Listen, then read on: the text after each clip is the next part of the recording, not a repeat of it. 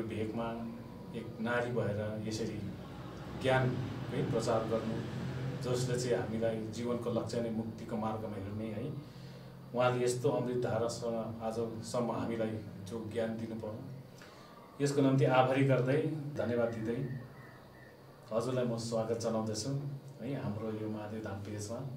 सर्वप्रथम हाम्रो यो प्रयास है लाई अब हजुरको बाहुलीबाट नै सुरु गर्न लागिरहेका छौँ अनि यो हजुरलाई सर्वप्रथम त यहाँबाट स्वागत छ, स्वागत जनाउँदछु है। अनि हजुरलाई सर्वप्रथम चाहिँ कस्तो लाग्यो होला यो ठाउँ? दुईचोटि भयो कालिम्पोङमा आउनुभएको? हजुर हजुर, कालिम्पोङमा यो पटक दोस्रो पटक हो मेरो। बडो आनन्द लाग्यो मलाई। अर्को देशमा छु जस्तो अनुभूति भएको छैन।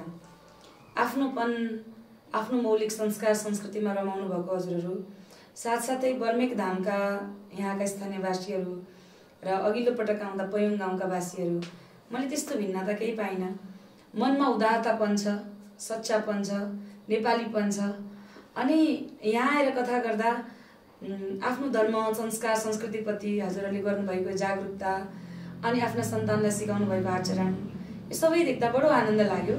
साथसाथमा रामकथा, यसै पनि मर्यादा पुरुषोत्तम राम जसले मर्यादा नै सिकाउनु भएको छ, डिसिप्लिन सिकाउनु भएको छ, त्यो कथा वाचन गर्न पाउँदा र यहाँको ठाउँ अवलोकन गर्न पाउँदा, यहाँका व्यक्तित्वहरूसँग जुड्न पाउँदा धेरै आनन्द लागेको छ। तपाईँले अनि हाम्रो यो नेपाल र यहाँ चाहिँ के भिन्नता पाउनुभयो कि हामी त एउटै हौँ तर पनि केही भिन्नता छ कि? नेपालमा र यहाँ मलाई त्यो बोर्डरको मात्रै भिन्नता लाग्यो होइन। बिचमा एउटा बोर्डर छ र उता नेपाली पैसा चल्ला, यहाँ भारतीय रुपियाँ चल्ला, बस त्यति फरक हो। अरू केही पनि मलाई फरक लागेन। आफ्नो जात जाति, आफ्नो मौलिकता, आफ्नोपन, नेपाली भाषा, त्यो सबै देख्दाखेरि चाहिँ मलाई फरक लागेन। भूमि उही हो, धर्म संस्कार संस्कृति उही हो, व्यक्तिहरू उस्तै आत्मीयता छ, त्यस्तो फरक अनुभूति गरिनँ मैले। अनि यहाँका हाम्रो परिवेश, यहाँका चलचलन नेपालसित मिल्छ? कतै हामी नेपाली नै हौँ तर पनि बोर्डरले गर्दा कतै अलिक फरक देखिन्छ? त्यस्तो धेरै फरक केही पनि मैले पाइनँ। र यहाँ फरक भनेको एउटा मौसम बडो सुन्दर, बडो आनन्द, चिसो ठाउँ, धेरै राम्रो आनन्द लाग्यो। पहाडको ठाउँमा आएर यसरी कथा गऱ्यौँ। विकसित एरिया छ, उहाँभन्दा धेरै अलिक विकास छ यहाँ, त्यो फरक मैले भिन्नता पाएँ। अरूमा त आत्मीयता व्यक्तिगत रूपमा चाहिँ मैले खासै भिन्नता पाइनँ, उस्तै छ। हजुर हजुर, अनि यहाँनिर अब सबैलाई तपाईँले यो क्षेत्रमा है अहिलेको युगमा एउटा नारी भएर अब शिक्षित हुँदाहुँदै पनि होइन, अहिले त तपाईँको शिक्षित अनुसार पेसा अलिक धेरै हुन्छ, तर तपाईँले यस क्षेत्रमा चाहिँ अब तपाईँले यो पेसा भनिन्छ कि हजुर यसलाई के भन्नुहुन्छ तपाईँले? यो चाहिँ अब आफ्नो आफ्नो हेर्ने नजर हो। म चाहिँ हजुरलाई यो क्षेत्रमा हजुरले जुन भन्नुभयो शिक्षित हुन, त यो क्षेत्रमा हर क्षेत्रमा शिक्षित भएकै राम्रो हुन्छ। यो क्षेत्रमा पनि जुन मेरो एउटा बेसिक, मेरो गुरुदेव स्वरूप मेरो हजुरबाले एउटा के ज्ञान सिकाउनु भयो, त्यो संस्कार चाहिँ ममा भरियो। र पछि मैले भौतिकतावादी संसारको ज्ञान जुन मैले लिएँ, त्यो लिए तापनि फेरि पनि आध्यात्मिक क्षेत्रमा मन गयो। र आध्यात्मिक क्षेत्रमा गएपछि भनिन्छ कि भगवानसँग एकचोटि सम्बन्ध जोडेपछि त्यो टुट्दैन अरे के, जानेर पनि खोज्दा पनि त्यो टुट्दैन अरे कि। फलामले चाहिँ चुमकले फलामलाई ताने जस्तो गरिकन भगवानले हामीलाई तान्नुहुन्छ अरे।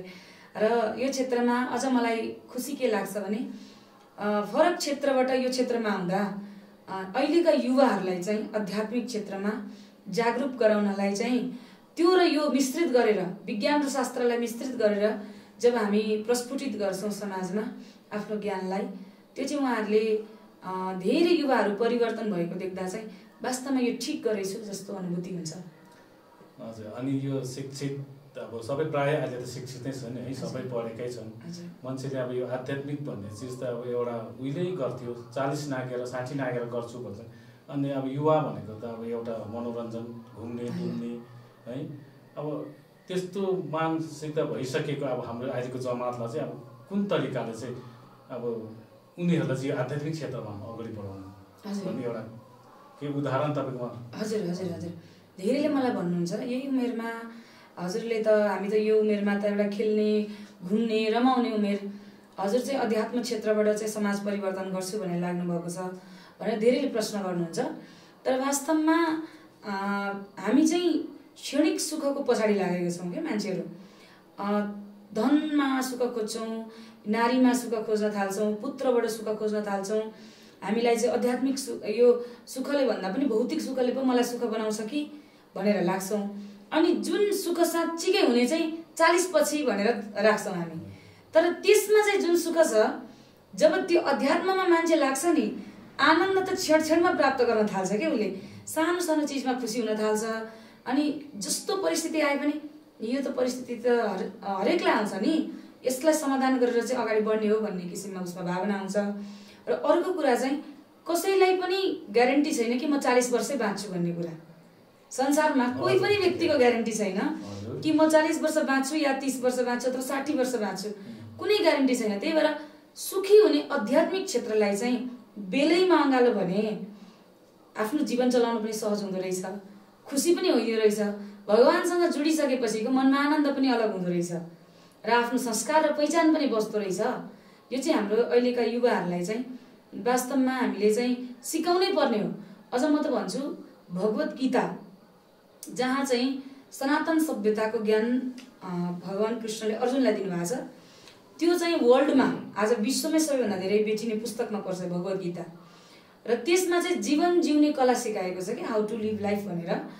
त्यो चाहिँ बच्चैदेखि यदि पढ्न जाने बच्चाले भने चाहिँ हामीले के सिकाउनै पर्दैन, त्यो पुस्तकले सबै सिकाइदिन्छ उनीहरूलाई र अध्यात्ममा आफै हिँड्नलाई प्रेरित गर्छ। त्यसमा हिँडिसकेपछि त भौतिक संसारको समस्या त केही पनि हो जस्तो लाग्दैन। हजुर, आध्यात्मिकमा युवाहरूलाई अगाडि बढाउनुको निम्ति चाहिँ मातापिता आध्यात्मिक पहिला सुरु हुनुपर्ने कि युवाहरूलाई नै एकैचोटि आध्यात्मिकमा लगाउनु पर्ने, यस्तो हुन्छ शिक्षा दिनुपर्ने? होइन, मातापिताले सिकाए त अझ राम्रो हो, किनभने घर भनेको संस्कारको पाठशाला हो। वर्ल्डमा हजुरलाई आफ्ना सन्तानलाई चाहिँ विश्वमै इन्जिनियर, डक्टर, पाइलट बनाउनलाई धेरै पैसा खर्च गरेर पनि गर्न सकिन्छ। तर संस्कार पढ्ने विद्यालय छैन, विश्वमै छैन। र त्यो संस्कार पढ्ने विद्यालय भनेको घर हो।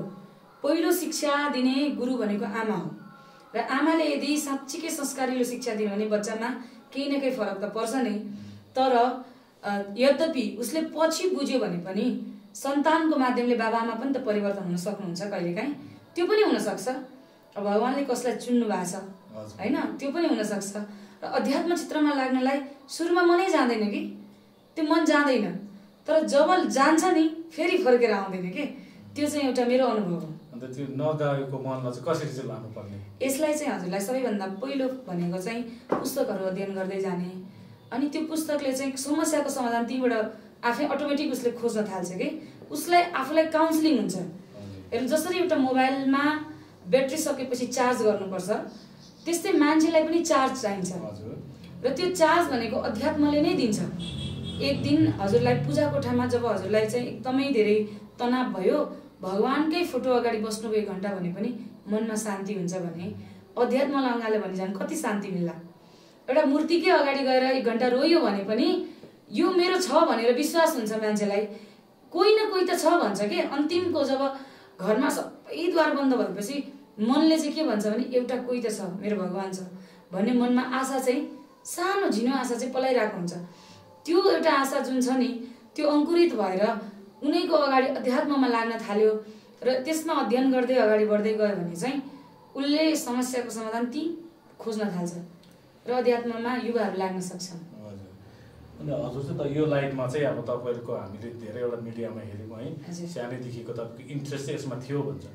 अब सानोमै इन्ट्रेस्ट हुनेहरू चाहिँ तपाईँ जस्तो आध्यात्मिकमा लाग्छन् कि अब कसै त हुँदैन नि त इन्ट्रेस्ट, कि अब हुने बिराको चिल्लोपात नहुने बिरा खस्रोपात सानोमै चिनिन्छ भने अब यो खस्रोपात भएकोहरूलाई चाहिँ अब हामीले कसरी चाहिँ अब चिल्लोपात बनाउनु पर्ने?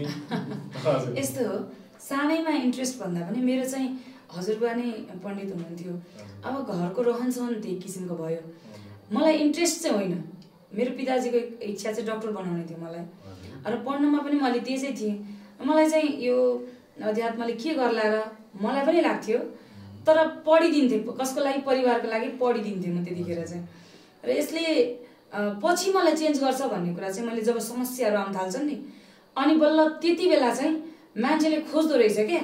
बाटो एउटा नदीले समुद्रसम्म जानलाई चाहिँ कस्ता कस्ता भिर पाखाहरू छछल्केर चाहिँ आफ्नो बाटो खोजेर समुद्रमा पुग्छ नि, त्यस्तै जब जब मान्छे बढ्दै गयो समस्या पनि बढ्दै जान्छ, आउँदै जान्छ, उसको जिम्मेवारीहरू थपिँदै जान्छन्, कर्तव्यहरू थपिँदै जान्छन्।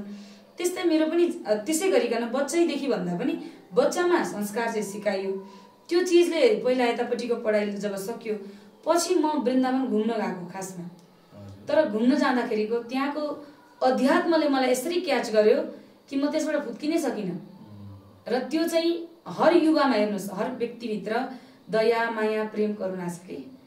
कोही व्यक्तिको माइन्ड अलि छिटो चल्ला, कसैको ढिलो चल्ला, सबै चाहिँ खस्रो हुँदैनन्। खस्रो पात जुन भन्नुभयो सबै हुँदैनन्। वास्तवमा भन्छु म चाहिँ सबै चिल्लै हुन्छन्, किनभने कोही ढिलो बुझ्ने हुन्छन्, कोही छिट्टो बुझ्ने हुन्छन्। माइन्ड त सबैको साथमा छ, तर त्यो छिट्टो व्यक्ति पढ्नेले 2 चोटि पढ्दा बुझ्छ भने ढिलोले त्यही चिज 10 चोटि पढ्नुपर्छ अनि बुझ्छ। त्यही ढिलो पढ्नेले चाहिँ 20 चोटि पढ्दै भने त ऊभन्दा अगाडि त ऊ हुने भयो नि त। मेहनत हो। म चाहिँ भन्छु कसैको दिमाग अलिकति फास्ट हुन्छ, तीक्ष्ण हुन्छ, त्यो पनि केही कारणहरू छन्। कोही खानाको कारण होला, कोही वंशानुगत कारण होला, कोही उसकै शरीरको उसको अनुसार होला। तर गर्न चाहिँ सकिन्छ यदि चाहना भयो भने। र चाहना बनाउनको लागि चाहिँ हामीले यस्तै सत्सङ्गहरूमा उहाँहरूलाई ल्याउने, बसाउने, बुझ्दै गएपछि के चाहिँ रहेछ त एकचोटि पढो मात्रै भन्नुभयो भने पनि अटोमेटिकली उहाँहरू चेन्ज हुनुहुन्छ। हजुर, तर त्यो मायाको घर छ नि, हामीले धेरै सुन्यौँ है, चर्चा पनि भइरहेको छ। अनि यो मायाको घरमा चाहिँ अब तपाईँको यो शिक्षा चाहिँ उहाँ चाहिँ कस्तो दिनुहुन्छ तपाईँले? कि अब यो भागवत पुराणकै कथाहरूको त्यो कथाहरू सुनाउनुहुन्छ कि कर्म के हो है, सेवा गर्नु सिकाउनुहुन्छ कि शिक्षा, कि अब आध्यात्मिक शिक्षाकोपट्टि छ कि तपाईँको, कि भौतिक शिक्षाकोपट्टि तपाईँको त्यसमा ध्यान केन्द्रित छ? एकदमै राम्रो क्वेसन गर्नुभयो हजुरले। माया घर जो चाहिँ सडकबाट उठाएर ल्याएका साना साना बालबालिका, महिला, पुरुष सबै खालको हुनुहुन्छ। र विशेष गरी त्यहाँ चाहिँ हजुरलाई शिक्षा दिने भन्दा पनि उनीहरूलाई परिवर्तन गराउने। उनीहरू चाहिँ 90% त्यहाँ बस्नेहरू मेन्टल पेसेन्ट छन् के, मानसिक रोगी छन्। त्यो मानसिक रोगी भएको मान्छे म मानव हुँ भन्ने शुद्ध ज्ञान छैन उसलाई, म स्वस्थ छु भन्ने पनि ज्ञान छैन। जे भेट्यो त्यही खान्छ, लुटेर चोरेर ठगेर पिटेर उसले खाइरहेको हुन्छ फालेको खानेकुराहरू होइन। त्यस्तो व्यक्तिहरूलाई चाहिँ रेस्क्यु गरेर ल्याएर उनीहरूलाई सबैभन्दा पहिले उपचारको खाँचो हुन्छ। र उपचारको खाँचो हुन्छ, पहिला उपचार गर्ने, उपचार पछाडि खाना बस्ने सबै व्यवस्था गरेपछि उमेरको हिसाबले, जस्तै सानो बच्चा छ भने सानो बच्चालाई के को शिक्षाको आवश्यकता पर्छ त अहिले तत्काल? अब सबैले अध्यात्म मात्रै दियो भने पनि गाह्रो हुन्छ, सबैलाई भौतिक शिक्षा दिए पनि दुईटैलाई मिलाएर लान सक्नु पर्यो नि। र पहिले भौतिक शिक्षा कपुरी कनै लेख्न जानेको छैन अनि मैले भगवान् कृष्णले यसो गर्नु भन्ने मात्रै सिकाएर पनि पुग्दैन होइन। त्यो उनीहरूलाई चाहिँ दुवै किसिमको पार्टमा उसलाई आफूलाई पहिला ग्रोथ गर्नको लागि त्यो शिक्षा चाहिन्छ। शिक्षा दिनु गलत कुरा होइन नि त, उसमा आफूमा अधिकारको कुराहरू उसले जान्दछ, कर्तव्यको कुराहरू जान्दछ, समाजप्रति दायित्वको कुराहरू जान्दछ, आफूले आफूमा बौद्धिक विकास गर्छ उसले। त्यसको साथमा चाहिँ आध्यात्मिक शिक्षा हो, त्यो पनि हुनुपर्छ, दुईटै बराबर लिएर जानुपर्छ। र उनीहरूलाई चाहिँ एउटा घरमा संस्कार बच्चाहरूलाई चाहिँ, तर धेरै चाहिँ हजुरलाई मेन्टल पेसेन्ट भएको कारणले गर्दाखेरि मानसिक रोगीहरूलाई चाहिँ उपचार नै पहिला चाहिन्छ र काउन्सिलिङ, उनीहरूलाई बसाउने काउन्सिलिङ चाहिँ अध्यात्मकै थोरै थोरै थोरै थोरै जीवन के हो, जीवन कति दिनको छ, हामीले किन आयौँ धरतीमा, कति बाँच्ने छ, र त्यो बाँचेको जीवन चाहिँ यसै खेर नफालौँ, हामीले केही गरौँ भनेर। अब पढे लेखेको हुनुहुन्छ, युवा वयस्क हुनुहुन्छ भने त्यही किसिमको जब उहाँहरूलाई पक्राउँछौँ हामी। जसले गर्न सक्नुहुन्न उहाँलाई सिप सिकाउने पनि गरेको छौँ। कोही सिलाइ कटाइको काममा लाग्नु भएको छ महिलाहरू, कोही गमला बनाउनुहुन्छ, कोही माला पोतेहरू हुनुहुन्छ, कोही जुत्ताहरू बनाउनुहुन्छ। त्यो चाहिँ उहाँलाई सिप सिकाएर आत्मनिर्भर बनाउने। पहिला त आफू बाँच्न सक्नु पर्यो नि, अनि बल्ल अध्यात्मको क्षेत्रमा लानु पर्यो। खानै पाएको छैन, अब उसलाई प्रवचन मात्रै दिएर पनि हुन्न। र दुवै चिजलाई चाहिँ हामीले बराबर लिएर जानुपर्छ। दुईटैलाई सँगै लिएर गयौँ भने मात्र उसको जीवनलाई चाहिँ उसले सही मार्गमा सही ढङ्गमा जिउन सक्छ। अनि त्यहाँ तपाईँको जति पनि स्वयंसेवकहरू छ नि, उहाँ चाहिँ तपाईँको सेलेरी दिनुहुन्छ कि उहाँहरू सेवा नै गर्नुहुन्छ कि हामीले गर्नुहुन्छ? हामी केही न केही गर्छौँ, किनभने यति भनेर हामी तोकेको छैनौँ। उनीहरूले चाहिँ किनभने बिहान उठेदेखि रातिको 10-11 बजेसम्म निरन्तर उहाँहरूको समय दिनुपर्छ। मैले भन्ने गरेको छु संसारको सबैभन्दा ठुलो दान भनेको समय दान हो, किनभने त्यो समय दान कहिले फर्केर आउँदैन कि। धन दियो भने धन बरु फेरि आउँछ, उसले दिएको धन छ भने पनि फर्केर आउँछ। जमिन दान गरेपछि अर्को जमिन किन्न सक्छ, तर दिएको समय जुन छ त्यो साल, त्यो मिति, त्यो गते, त्यो घण्टा फेरि उसको जीवनकालमा कहिले आउँदैन। त्यही भएर समय दान उहाँले जुन गर्नुभएको छ अनि त्यहाँ सेवा गर्ने धेरै युवा हुनुहुन्छ, किनभने अहिलेको युवाहरूमा चाहिँ समाजप्रति एकदमै धेरै कम दायित्व बोध गर्न थाल्नु भएको छ, सेल्फिस हुन थाल्नु भएको छ। आफू स्वार्थपन, म कसरी कमाउन सक्छु, कसरी म घर जोड्न सक्छु, म कसरी बिल्डिङ गाडी किन्न सक्छु, भन्ने मात्रै छ र समाजमा म पनि केही गर्छु भन्ने व्यक्तिहरू एकदम कम हुनुहुन्छ। र उहाँहरूलाई चाहिँ हामीले युवाहरूलाई पनि माया गर है, किनभने भोलि हाम्रो पनि वृद्ध अवस्था आउँछ र हामी कति भाग्यमानी रहेछौँ उहाँहरूलाई बोध गराउनु पर्यो कि जसले चाहिँ घरबाट अपहेलित भएर सडकमा पुग्नु पर्यो, जसले खाना पाउनु भएन, तर हामी त कमसेकम खाना पाछौँ, घरमा बस्न पाछौँ, आफन्त इष्टमित्र सबै छन्। त्यो बोध गराएपछि चाहिँ उनीहरू चाहिँ अहिले धेरै गएर जस्तो युथहरू हुनुहुन्छ र उहाँहरूलाई चाहिँ स्यालेरी भन्दा पनि हामी केही पारिश्रमिक उहाँहरूलाई अर्पित गरेर त्यही अनुसारले उहाँले ड्युटी गर्नुभएको छ। अनि तपाईँको यो सुनिँदैछ तपाईँले भारतमा पनि माया घरको स्थापना गर्नुहुने, हजुर, यो चाहिँ अलिकति हामीलाई जानकारी गराइदिनुहोस् ताकि अरूले पनि चाल पाओस् यो के हो, कहाँसम्म तपाईँ यसमा सफल हुनु भइरहेको छ? हजुर, इच्छा चाहिँ धेरै ठुलो इच्छा छ। माया घर भारतको लागि प्रोसेस भइसकेको छ र यसलाई चाहिँ अब मैले के सोचेको छु भने जुन कार्य अहिले नेपालमा भइरहेको छ, जब हाम्रो शास्त्रले सिकाएको छ वसुदैव कुटुम्बकम, विश्वका मानव भनेकै हाम्रो लागि चाहिँ सबै एकै हुन्, विश्व नै हाम्रो घर हो भन्ने जुन भावना सिकाएको छ, त्यो भावनाको हिसाबले र 18 पुराणको एउटा सार छ, अष्टादश पुराणेषु व्यासस्य वचनन्द्वयम् परोपकार पुण्याय पापाय परपीडनम्। 18 पुराणको अन्तिममा जसले पुराण रचना गर्नुभयो वेदव्यासजीले, उहाँले के भन्नुभयो भन्दा परोपकार पुण्याय, परोपकार जस्तो पुण्य कर्म यो संसारमा केही पनि छैन रे, अनि परपीडा, अर्कालाई पीडा दिनु जस्तो पाप पनि यो संसारमा केही छैन रे। त्यही भएर यो दुईटैलाई मिश्रित गरेर जब शास्त्र कसैलाई सुनाइन्छ भने त्यो पहिले मैले जीवनमा उतार्नुपर्छ भन्ने मेरो धारणा हो। कसैलाई सिकाउनु पूर्व पहिले म परिवर्तन हुनुपर्छ भन्ने मेरो धारणा हो। हजुर, पहिले आफूले जीवनमा उतार्ने अनि बल्ल अरूलाई सिकाउने अधिकार हुन्छ र त्यो चाहिँ आफूले जीवनमा उतारिसकेपछि चाहिँ अब यसरी समाजलाई यसरी लाँदा चाहिँ ठिक हुन्छ है भनेर परिवर्तनको सिलसिलामा अब माया घर नेपालमा त छँदैछ, लगभग 3 ठाउँमा अहिले सुरुवात भइसक्यो, तर उहाँका वासीले, नेपालवासीले मात्र सेवा पाउनुभयो। यहाँ भारतमा पनि धेरै बोर्डरबाट, जस्तै वेस्ट बङ्गालबाट धेरै पुग्नु भएको छ, बिहार बोर्डरबाट कति पुग्नु भएको छ होइन। त्यो बोर्डर साइडका जति पनि बाबा वृद्ध आमाहरू हुनुहुन्छ, बाबाहरू हुन्छ, उहाँहरूको भाषा बुझिँदैन, तर पनि हाम्रो लागि त उहाँहरू मानव हो। मानव भनेकै भगवानको अंश हो, भगवान हो। हामी त मानव सेवा गर्ने र माया घर भारतलाई पनि कहीँ जमिन प्राप्त भएमा, हामीलाई सही ठाउँमा जमिन प्राप्त भएमा त्यो ठाउँमा चाहिँ हामीले माया घरको एउटा सिर्जना गर्ने र यहाँका जो सडकमा बस्नु भएको छ, समाजले अपहरित गरेको छ, उहाँहरूको पनि सेवा होस् भन्ने धारणा चाहिँ छ र त्यसको प्रक्रियालाई हामी अघि बढिरहेका छौँ। र जो चाहनुहुन्छ यो भिडियोलाई हेरिरहनु भएको छ र उहाँ जो इच्छुक हुनुहुन्छ कि यस्तो धर्मको कर्म, परोपकारी कर्म हाम्रो ठाउँमा पनि होस् भन्ने यदि चाहना, इच्छा छ र त्यस्तो कोही व्यक्ति हुनुहुन्छ भने चाहिँ हामीलाई सम्पर्क गर्न सक्नुहुन्छ। बर्मेक धामकै समितिलाई सम्पर्क गर्न सक्नुहुन्छ र त्यो ठाउँको भिजिट गरेर हामीले त्यहाँ चाहिँ बनाउन सक्छौँ। अनि तपाईको यो कालिम्पोङतिर बनाउँदा कसो होला? जग्गा पाए भने जहाँ पाए पनि हेर्नुस्, किनभने सेवा हो नि त। सेवा भनेको चाहिँ म चाहिँ यस्तो भिआइपी ठाउँमा चाहियो भन्ने होइन, हाम्रो लागि भनेको हाम्रो सेवाको काम हो। सेवा भनेको जहाँ भूमि प्राप्त हुन्छ सो भूमिमा हामीले चाहिँ सेवाको भाव चलाउँ र सबैलाई जोड्न सकौँ, परोपकारी भावनाको जागृत गर्न सकौँ र आध्यात्मिक क्षेत्रमा अझ युवाहरूले ल्याउन सकौँ, सेवा भावनाको जागृत गर्न सकौँ भन्ने धारणा हो। ठिक छ, हामीलाई पनि अब यो आएको चाहिँ कालिम्पोङमा आएको राम्रो है, हामीले पनि सेवा गर्न पाउने। अनि अर्को कुरो चाहिँ के सोध्नु मन लाग्यो भने तपाईँको चाहिँ अब यो पुराण चाहिँ धेरै भन्नुहुन्छ, तपाईँले भागवत पुराण चाहिँ हामीले सुनेको नि है, अब शिव महापुराण छन्, देवी भागवत पुराण छन्, अब अहिले रामकथा हाम्रो यहाँ बर्मेक धाममा भइरहेको छ। तपाईँलाई सबैभन्दा रुचि चाहिँ केमा लाग्छ सुनाउनु? होइन, सबैमा आनन्द हुन्छ हेर्न। शिव महापुराण भन्दाखेरि भगवान शङ्करजीको महिमा, देवी भागवत भन्दा माता देवीको चरित्रको त्यहाँ गुणगान हुन्छ होइन।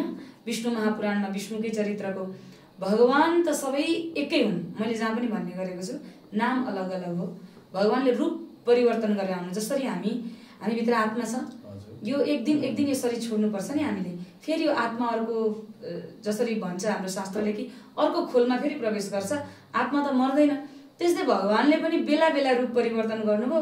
भगवान एउटै हुनुहुन्छ र म चाहिँ भगवानको नाम भनेको सत्य शब्दले प्रणाम गर्छु। भगवान सत्य हुनुहुन्छ, बस त्यति जान्दछु। र सबै भगवानको कथामा बडो आनन्द आउँछ। यहाँ रामकथामा पनि बडो आनन्द आइरहेछ।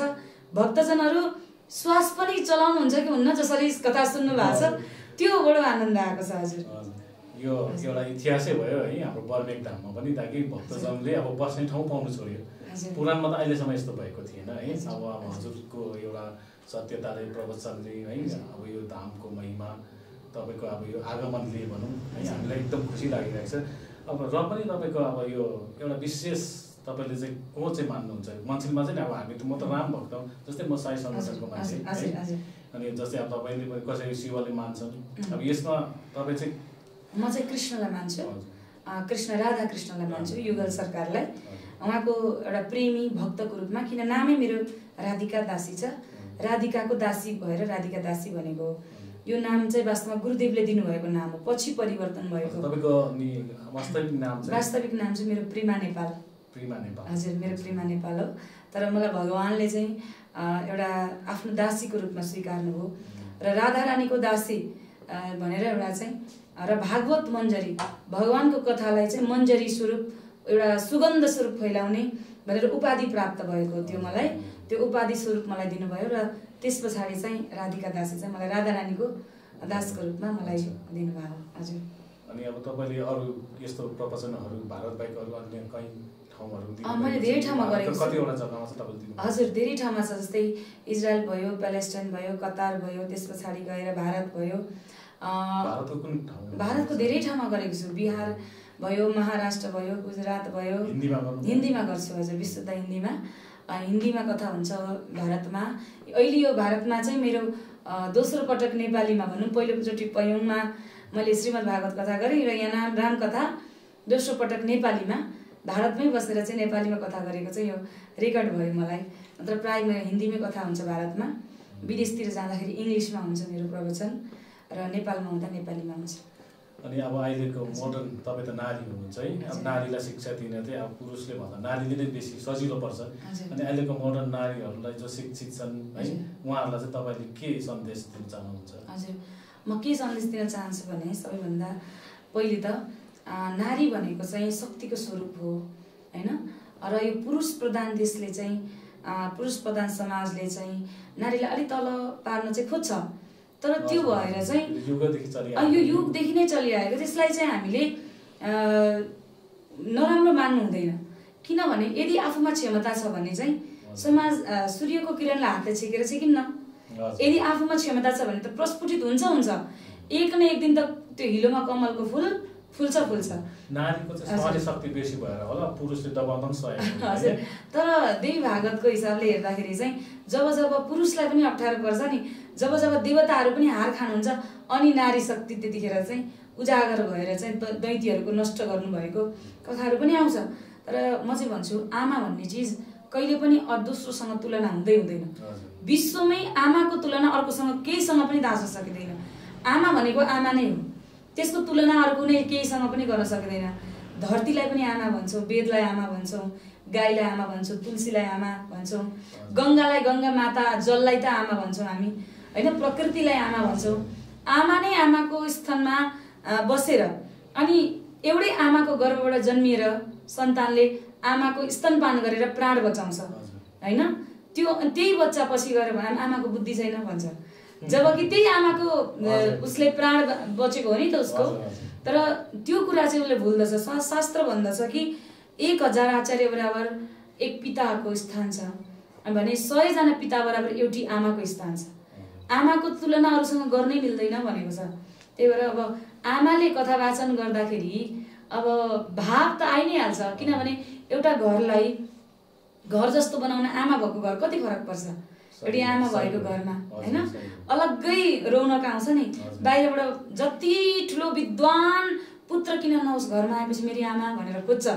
उसले आमाको ममता जहिले पनि त्यो अनुभूति गरिरहन्छ। त्यही भएर चाहिँ आमाको तुलना अरूसँग हुन्न। अनि त्यो ममतामय कथामा आमाले वाचन गरेको त फरक त परि नै हाल्छ। त्यसै सोचेर चाहिँ आमा नै यसपालि लिएर आएको नि। अनि तपाईँको यो जस्तै मातृत्व जस्तै तपाईँको माया घरमा धेरै बच्चाहरू छन् है, धेरै नानीहरू छन्।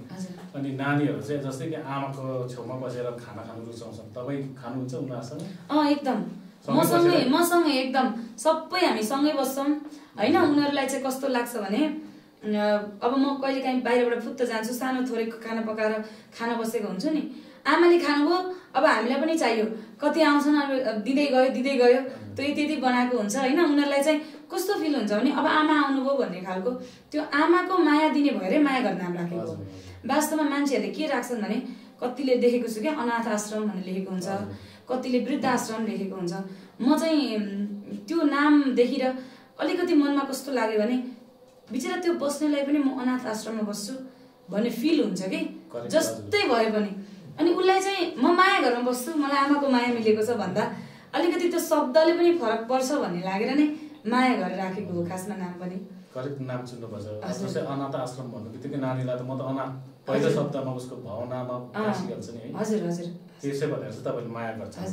अनि यो अहिलेको यो माया घरमा चाहिँ जति पनि अब नानीहरू छ नि है, अब उहाँहरूको चाहिँ अब लक्ष्य चाहिँ के तपाईँले उहाँहरू देखाउनुहुन्छ कि तपाईँ ठुलो भएर डक्टर इन्जिनियर बन्नु भन्नुहुन्छ कि राम्रो मान्छे बन्नु भन्नुहुन्छ? होइन, मैले चाहिँ उनीहरूलाई अहिले केही पनि भन्दिनँ, किनभने उनीहरूलाई अहिलेलाई बेसिक राम्रो होस् भनेर गाइडेन्स गर्ने हो, हामीले संस्कार राम्रो दिने हो। उनीहरूको सोच र विचारले भोलि आफै परिवर्तन हुन्छ कि जुन बेस हामीले पायौँ त्यो त हाम्रो ब्लडमा जतिसुकै डिग्री गरेको मान्छेले पनि 10th 12सम्म जति मेहनतले पढ्यो त्योभन्दा अगाडि पढ्दैन नि। त्यतिखेरसम्मको जति बेस पसेको हुन्छ अगाडि उसको त्यही अनुसारले जाने हो।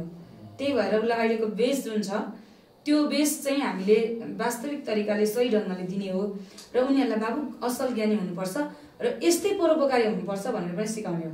किनभने उनीहरूलाई पनि भाव आउँछ म यस्तो ठाउँमा मलाई यति माया पाएर घरको कमीको अनुभवै नभइकन मलाई यसरी हुर्काउनु भयो भने मैले पनि समाजप्रति त्यस्ता व्यक्तिहरूलाई राम्रो गर्नुपर्छ भन्ने उसमा पनि भावना जागृत होस्। र अहिले हामीले चाहिँ स्कुलकै शिक्षा दिएका छौँ उहाँहरूलाई। बिहान बेलुका प्रवचन भए तापनि म नभएको बेला टिभीबाट प्रवचन हेरे तापनि उनीहरूलाई चाहिँ स्कुलिङ शिक्षा नै भइरहेको छ अहिले। उहाँहरूले टिभी देखाउनुहुन्छ? टिभी हेर्छन्, सबै हेर्छन्। कार्टुन बच्चाहरूले कार्टुन हेर्छन् होइन। उमेर भएकोलाई समय छुट्याएर फिल्महरू देखाउने गरेको छ। किनभने उहाँहरूलाई चाहिँ समाजमा आफ्नो दायित्व हुने खालको अलिक परिवर्तन होस् र त्यो चाहिँ हेरिरहन्छन्। उहाँहरू अब कति बुढाबुढी हुनुहुन्छ, उहाँले भजन कीर्तन हेरिराख्नु भएको हुन्छ होइन। उहाँहरूलाई चाहिँ आफ्नो आफ्नो हिसाबले उमेरको हिसाबले सबै फरक खालको हुन्छ। स्वास्थ्य उनीहरूले सेवा गर्छन् त्यहाँ, जस्तै कि बस्नेहरूले स्वास्थ्य चाहिँ एकदमै कम हुनुहुन्छ स्वास्थ्य। मैले अघि भने 90% हुनुहुन्छ र 10%मा धेरै बच्चाहरू गर्छन् होइन जो स्वस्थ छन्। कोही मानसिक रोगले विक्षिप्त भए पनि सेवा चाहिँ गर्नुहुन्छ, तर सेवा गरे तापनि उहाँहरूको मुड अनुसार हुन्छ कि कहिले चाहिँ अब एकै दिन बेसरी काम गर्ने, कहिले काहीँ चाहिँ अब गर्दै नगर्ने। त्यो पनि गर्नुहुन्छ। एउटा त कस्तो घटना थियो भने 14 वर्षसम्म साङ्लोले बाँधेर राखेको सुँगुरको खोरबाट चाहिँ हामीले चाहिँ उद्धार गरेको हामीले चाहिँ थाहा पायौँ। पछि बाहिर मिडियातिर पनि आयो, त्यस पछाडि कसैले भन्यो कि यो घरमा यस्तो छ भनेर। पछि बुझेर जाँदाखेरि हामीलाई चाहिँ त्यहाँबाट जानै दिएन भित्र होइन। त्योसँग हामीसँग भिडियो क्लिपै छ हामीसँग। हामीलाई भित्र जान नदिए पनि हामीले प्रयास गऱ्यौँ। गर्दै गएपछि जब अन्त समयमा केही नलागेपछि जाँदाखेरि शरीरमा एउटा पनि कपडा थिएन। उहाँको स्त्री हुनुहुन्थ्यो अनि एउटा पनि कपडा थिएन।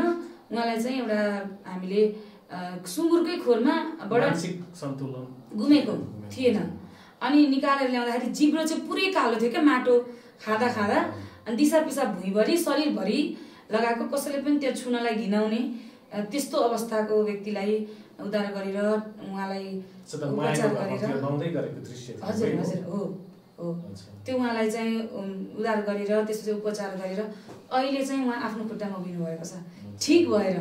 भने मान्छे लगभग 3.5-4 वर्ष जस्तो लाग्यो। हजुर एकदम राम्रोसँग गर्नुहुन्छ, अहिले ठिक हुनुभयो। भने यस्तो व्यक्ति पनि ठिक त हुँदो रहेछन्। तर हामीले चाहिँ के गर्छौँ भने कसैको माइन्ड अथवा मानसिक रोगी हुनुभयो भने चाहिँ हाम्रो सोचै के हुन्छ, अब यो ठिकै हुँदैन भन्ने खालको। अझ धामी झारफुक गर्दा पो ठिक हुन्छ कि भन्ने मानसिकता होइन त्यो चाहिँ हामी चाहिँ गर्दैनौँ।